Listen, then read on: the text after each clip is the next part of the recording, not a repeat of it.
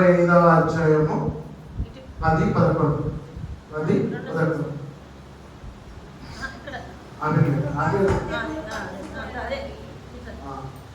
ఆ కింద switch board అదేగా లాక్ స్విచ్ గట్టిగా కృపా సత్యములు కలుసుకున్నవి నీతి సమాధానమై తీసుకుంటారు. సమాధానం ఒకదానికి ఒకటి ముద్దు పెట్టుకున్నవి భూమిలో నుండి సత్యము వలుచును, ఆకాశంలో నుండి నీతి ఆరచూచును.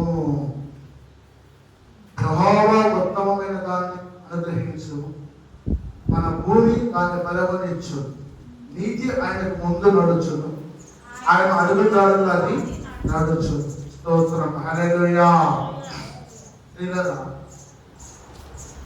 కృప సత్యములు కలుసుకున్నాయి. కృపా సత్యాలు వచ్చి కలుసుకున్నాయి. నీతి సమాధానం వచ్చి ఒకదానికొకటి ముద్దు పెట్టుకున్నాం. నీతి సమాధానం వచ్చి ఒకదానికొకటి ముద్దు పెట్టుకున్నాం. కృప అంటే సత్యం అంటే యేసుప్రభు అంటాడు, నేనే మార్గమును సత్యమును జీవమునై ఉన్నాను. ఇప్పుడు కృప అంటే ఏంటి, సత్యం అంటే ఏంటి, ఎందుకు కలుసుకున్నది? నీతి అంటే ఏంటి, సమాధానం అంటే ఎందుకు ముద్దు పెట్టుకున్నాను అని ఒకసారి ఆలోచిస్తే, కృప అనేది యేసు ప్రభువానికి సూచన. కృప అనే దానికి యేసు ప్రభువానికి సూచన. సత్యం అంటే కూడా యేసు ప్రభువునే సూచన. సత్యం అన్నా కానీ యేసు ప్రభువునే సూచన. అంటే నీతి సమాధానములు ఒకదానికొకటి ముద్దు పెట్టుకున్నారు. నీతి సూర్యుడు యేసు ప్రభు, నీతి సూర్యుడు యేసు ప్రభు. అంటే వాక్యం మాట్లాడుతూ ఉంది ప్రతి ఒక్క గడ్డతోటి. మరి కృప గురించి, సత్యము గురించి, నీతి గురించి, సమాధానం గురించి నేను ఒక పాట రాశాను ఇదివరకు. ఆ పాటలో ఏమని రాశానంటే, సత్యవంతుడా నీతిమంతుడా కృపలకు నిలయమైన ఆది సంపూర్ణుడా. సత్యవంతుడా నీతిమంతుడా కృపలకు నిలయమైన ఆది సంపూర్ణుడా. అల్ఫా నీవే, ఒమేగా నీవే, ఆదియు నీవే, అంతము నీవే, కృపా సత్య సంపూర్ణుడా నా యేసయ్య. ఇది పల్లవి. శివుడు గురించిన వార్త నశించే వారికి విడుదలమే కానీ రక్షింపబడుతున్న మనకు దేవుని శక్తి ఉన్నది. నీ తల్లిన మర్చునేమో, నీ తండ్రిన మర్చునేమో, నా యేసు నిన్ను మరవనే మరవ. నీ వాక్యము నా పాటకు దీపమై ఉన్నది, నా త్రోవకు వెలుగై ఉన్నది.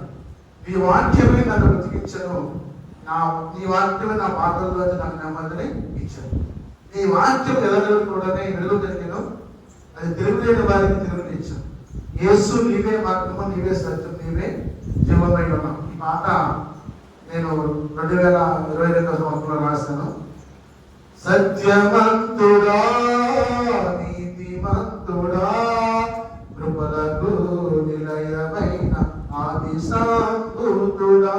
సత్యవంతుడా నీతిమంతుడా కృపలకు నిలయమైన ఆది సంపూర్ణుడా. అల్ఫా నీవే, ఒమేగా నీవే, ఆదియు నీవే, అంతము నీవే. అల్ఫా నీవే, ఒమేగా నీవే, ఆదియు నీవే, అంతము నీవే, కృపా సత్య సంపూర్ణుడా నా యేసయ్య. కృపా సత్య సంపూర్ణుడా నా యేసయ్య. సత్యవంతుడా నీతిమంతుడా కృపలకు నిలయమైన ఆది సంపూర్ణుడా. సత్యవంతుడా నీతివంతుడా కృపలకు నిలయమైన ఆది సంపూర్ణుడా. చిలువలో మోచిన వార్త నశించుచున్న వారికి ఎత్తితనమే కానీ రక్షణ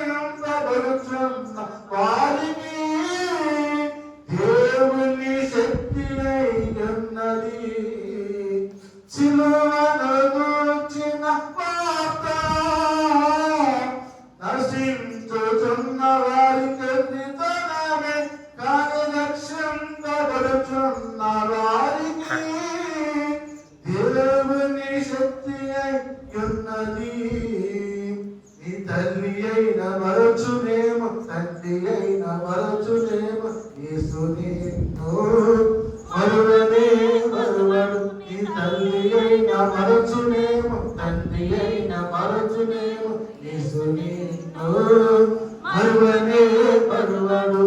సత్యవంతుడా నీతిమంతుడా కృపలకు నిలయమైన ఆది సంభూతుడా, నీ వాక్యమే నా పాదములకు దీపమై ఉన్నది.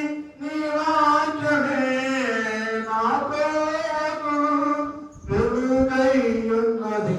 నీ వాక్యమే నా పాదములకు దీపమై ఉన్నది. నీ వాక్యమే నా ప్రేమకు వెలుగై ఉన్నది. నీ వాక్యమే నన్ను బ్రతికించెను. నీ వాక్యమే నన్ను బ్రతికించెను. బాధలలో నాకు నెమ్మదినిచ్చెను. నీ వాక్యమే నన్ను బ్రతికించెను. బాధలలో నాకు నెమ్మదినిచ్చెను. సత్యవంతుడా నీతిమంతుడా కృపలకు నిలయమైన ఆది సంభూతుడా, సత్యవంతుడా నీతిమంతుడా కృపలకు నిలయమైన ఆది సంభూతుడా. నీ వాక్యము వెల్లడిగుడుతోనే వెలుగు కలిగెను. నీ వాక్యము వెల్లడిగుడుతోనే వెలుగు కలిగెను. అది తెలివిలేని వారికి తెలివినిచ్చెను. అది తెలివిలేని వారికి తెలివినిచ్చెను. యేసు నీవే నా మార్గము, యేసు నీవే నా సాధ్యము, యేసు నీవే నా జీవము, యేసు నీవే నా జీవము.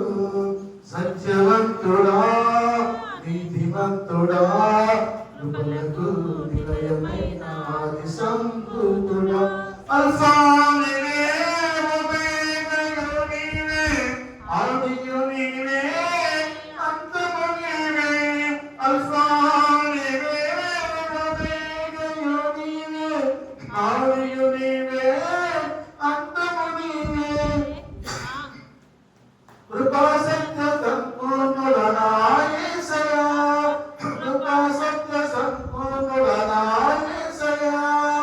సత్యవంతుడా నీతిమంతుడా కృపలకు నిలయమైన ఆది సంభూతుడా. స్తోత్రం హల్లెలూయా.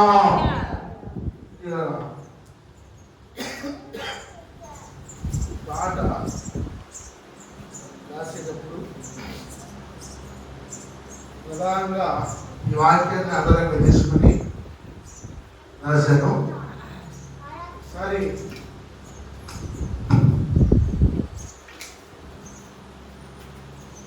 యేసుప్రభు అన్నారు, నా కృప నీకు చాలు. నా కృప నీకు చాలంటే ఎంతవరకు నీకు ఆయన కృప వచ్చింది, ఎంతవరకు నీకు ఆయన కృప వచ్చింది. అసలు కృప అంటే ఏంటి, సత్యం అంటే ఏంటి, కొన్ని మాటలు మనం ధ్యానించుకున్నాం. కృప అంటే పాపికి రక్షణ, పాపిని ప్రేమించుట. కృప అంటే పాపికి రక్షణ, పాపిని ప్రేమించుట. పాపిని ఎందుకు రక్షించాలి, పాపిని ఎందుకు ప్రేమించాలి? నమ్మి బాప్తిస్మ పొందిన వారు రక్షించబడుదురు, నమ్మని వారికి శిక్ష విధించబడదు.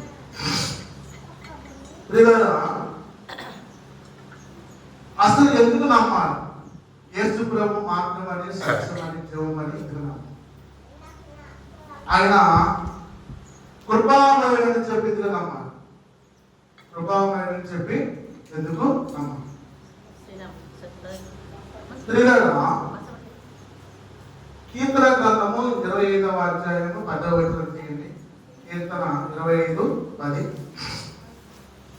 కీర్తన గ్రంథము 25వ అధ్యాయము 10వ వచనం తీయండి. ఆయన చేసిన నిబంధనను, ఆయన నియమించిన శాసనము రైతుల వారి విషయంలో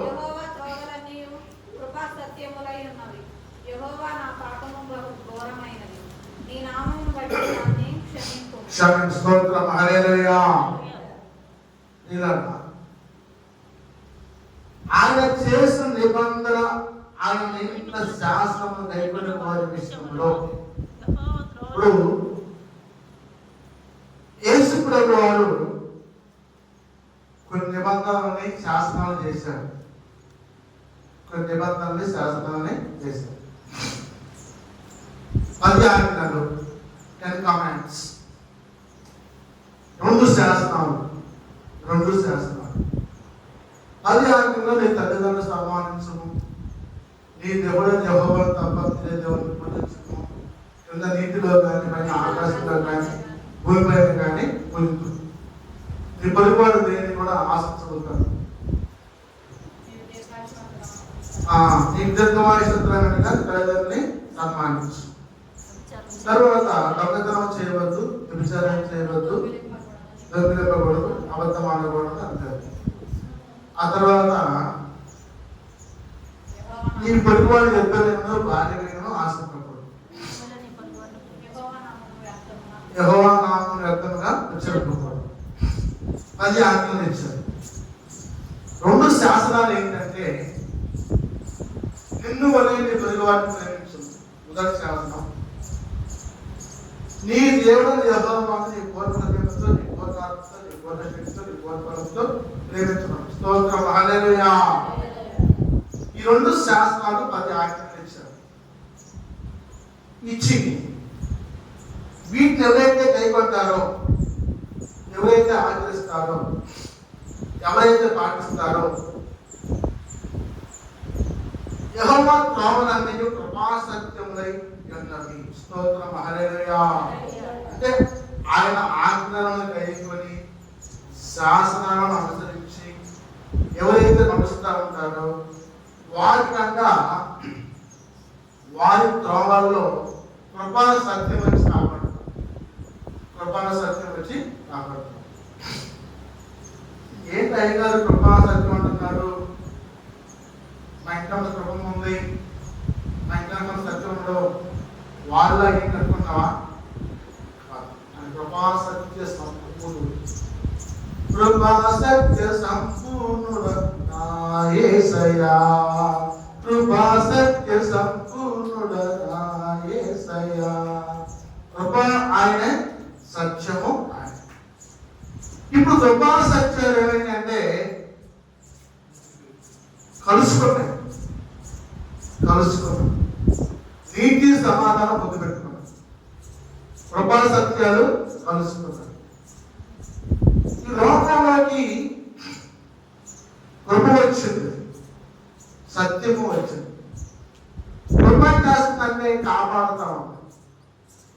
పాపిని రక్షిత కాపాడుతాం అంటే నరకం నుంచి తప్పించబడి ఆయన శాసనాలను నిబంధనలను గైకొని ఎవరైతే అన్ని బాప్తిసం పొంది రక్షించబడతారో వాళ్ళని కృపగల యేసు ప్రభు వచ్చి రక్షిస్తున్నారు.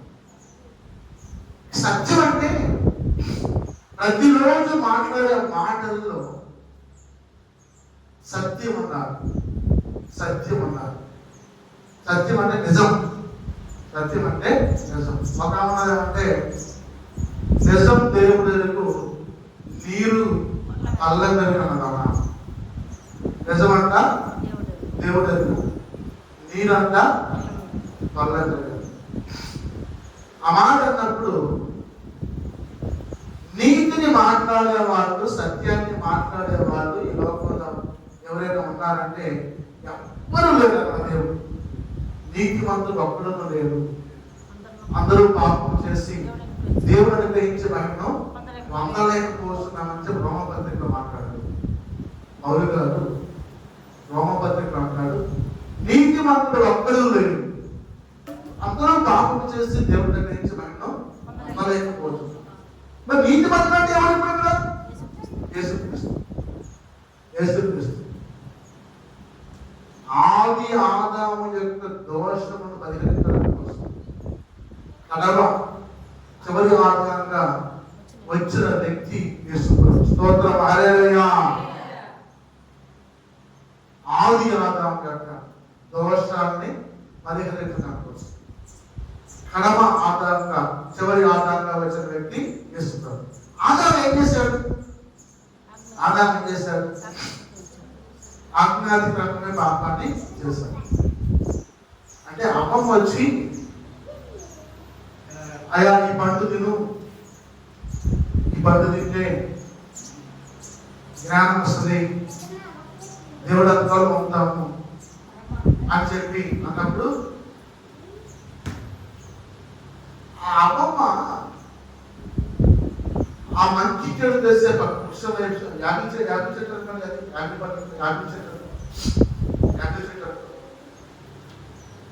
ఆ యాభై చెట్టు వైపు చూసి ఆ యాభై పళ్ళు ఎట్లగా ఎగరగలాడుతుంటే పచ్చగా ఆడుతుంటే ఎంత పచ్చగా ఉన్నాయి ఆకులు, ఎంత పళ్ళు బాగున్నాయి, ఎగరగలాడుతున్నాయి, తెలిసిపోతున్నాయి అని చూసి మురిసిపోయింది. దేవుని చూసి మురిసింది, పాపాన్ని చూసి మురిసింది. దేవుడు ఆ పండు యొక్క ఆ చెట్టు ఫలాన్ని తిరుగుతాడు. ఏమేమనుకున్నదంటే కృప చెప్పింది. కృప వచ్చి నా సహోదరి సహోదరులా, ఈ తోటలో ఉన్న ఫలాన్ని మొత్తం భుజించండి, ఒక్క ఈ యొక్క చెట్టును తప్పవచ్చు అని ఆజ్ఞాపించింది. అసలు ఆ చెట్టు ఎక్కడి నుంచి వచ్చిందంటే పరలోక రాజ్యం నుంచే వచ్చింది. లూసిఫర్ అని పోతుండేవాడు, ప్రధాన స్తుతి గానం చేసే వ్యక్తి. ఈ దూతలందరూ నడిపించి స్తుతి చేసేప్పుడు ఆరాధన చేసి నడిపించే వ్యక్తి అన్నమాట.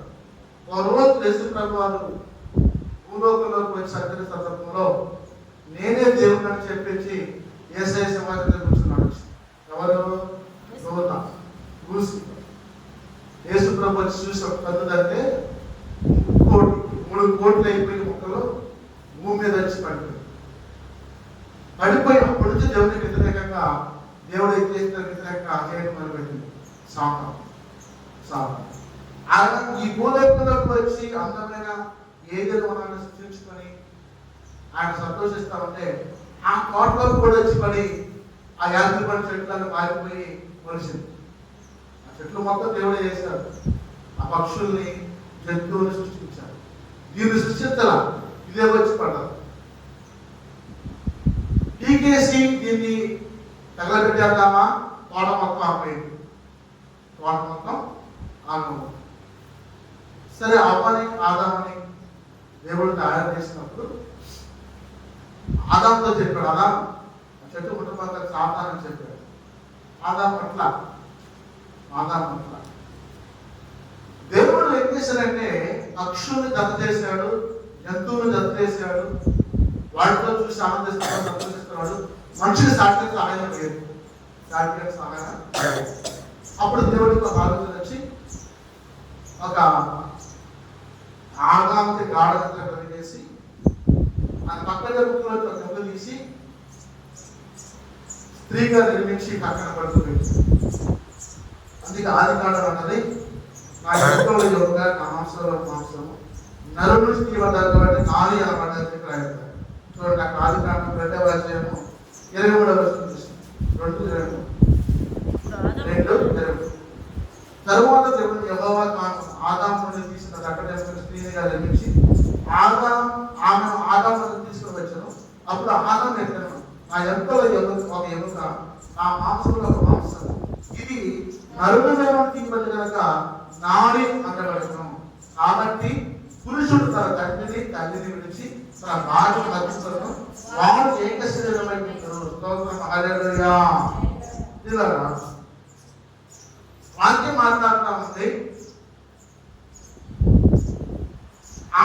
ఎటువంటి జ్ఞానాలతో కలిగేసి దేవుడు ఒక పట్టణంలో తీసి అమలు సృష్టించి తీసుకొచ్చి ఆదాంతో అప్పగిస్తే ఆదా మాట్లాడు, నా ఎముకల్లో ఒక ఎముక, నా మాంసములో మాంసము, ఇది నరులోకి కనుక నారి అనబడము, నారి అనబడము. ఆ తర్వాత మాట్లాడబడతాయి. కాబట్టి పురుషుడు తన తండ్రిని విడిచి తన భార్యను హత్తుకున్నాను, వాడు ఏక శరీరమై ఉంది. ఒక ఆయన అన్నాడు తల్లా గల్లామా అన్నాడు. మాట అర్థమైందా? ఒక ఆయన అన్నాడు నీకు ఏది ఇష్టమరా, తల్లా గల్లామా అన్నాడు. తల్లా గల్లామా అంటే ఈ అబ్బాయి ఏం చెప్పాలి? తల్లిదండ్రులు చిన్నప్పటి నుంచి పెంచి పోషించి పెద్ద చేసి తెలియజేశారు. ఆయన వచ్చే ప్రశ్న వేశాడు, ఎంత ఇష్టమా, నీ భార్య ఇష్టమా అని అడిగాడు. తల్లా గల్లామా ఏం చెప్పాలి చెప్పండి? వాక్యం కాదు. కాబట్టి పురుషుడు తన తండ్రిని తన తల్లిని విడిచి తన భార్యను హత్తుకును, వారు ఏక శరీరమై ఉంటారు. ఇప్పుడు ఎవరు తప్ప?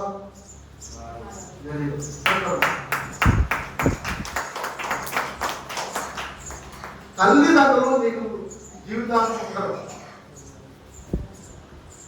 ఒక వయసు వచ్చిన దాకా ఉంటాడు, చనిపోతాడు. నీతో చనిపోయేదాకా హత్తుకుని ఉండేది ఎవరే అంటే నీ భార్య. పెళ్ళైనా తల్లిదండ్రులు ప్రేమించు, అది ముఖ్యమే. నేను కాదు, పెళ్ళైనా ఎవరు ప్రేమించాలి? ఇప్పుడు భార్య. స్త్రీలైతే భర్తను, స్త్రీలైతే భర్తను, పురుషులైతే భార్య. ఇప్పుడు వాళ్ళిద్దరు ఏంటది? ఏకశ్రేయుడు. ఒకే మాట, ఒకే ఆలోచన, ఒకే విధానం, ఒకే నడక, ఒకే పద్ధతి, ఒకే పాట. వేరే ఆలోచన లేదు. ఇప్పుడు ఆయన పేరు ఏం పేరంటే జ్ఞాన పేరు ఏంటి? మరేమో కొండవెల్లి మరేమో జ్ఞాన పేరు. ఈ భర్త పేరు ఏం పేరు? నరసింహ. ఇది వెంకటరామ గారు, కోడి గారు, రాజగారు అంటారు. నరసింహ బాగా వాక్యాలు, మా యువత బాధ్యతలు బాగా పనిచేసేవాడు, ఇక్కడ ఎక్కడ పడుకునేవాడు చెప్తున్నాను. అంటే ఆయన పడితారాన్ని బట్టి చెప్తున్నాను. నరసింహ ఉన్నా లేకపోయినా వాళ్ళ ఆయన నుంచి మాకు ఇంట్లో ఉండి ఇందులో బాగా చేసేవాడు, సహాయం చేసేవాడు చెప్తున్నాను. అంటే వాళ్ళు చేసే పనిని పూర్తి చేస్తున్నారు. ఇప్పుడు కృప వచ్చింది.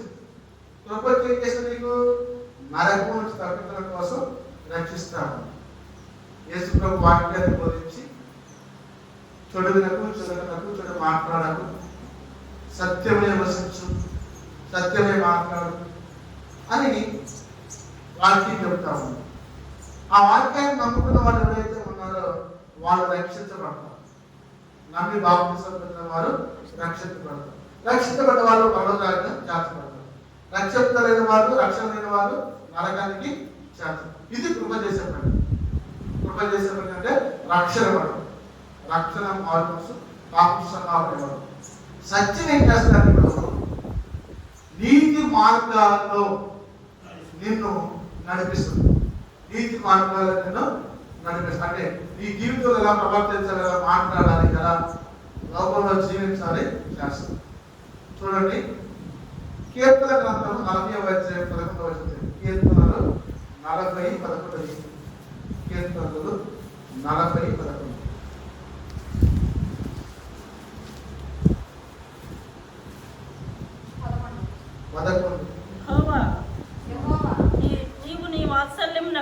యెహోవా నీవు నీ వాత్సల్యమును నాకు దూరము చేయకు, నీ కృపా సత్యము ఎల్లప్పుడూ నన్ను కాపాడును గాక. స్తోత్రం, హల్లెలూయా. అంటే దేవుడు యొక్క వాత్సల్యం అంటే ప్రేమ. వాత్సల్యం అంటే ప్రేమ. దేవుని ప్రేమ అంట ఎప్పుడు మనకు దూరం కాదు. కృపా సత్యం ఎల్లప్పుడూ మనల్ని కాపాడుతూనే సరే. మరి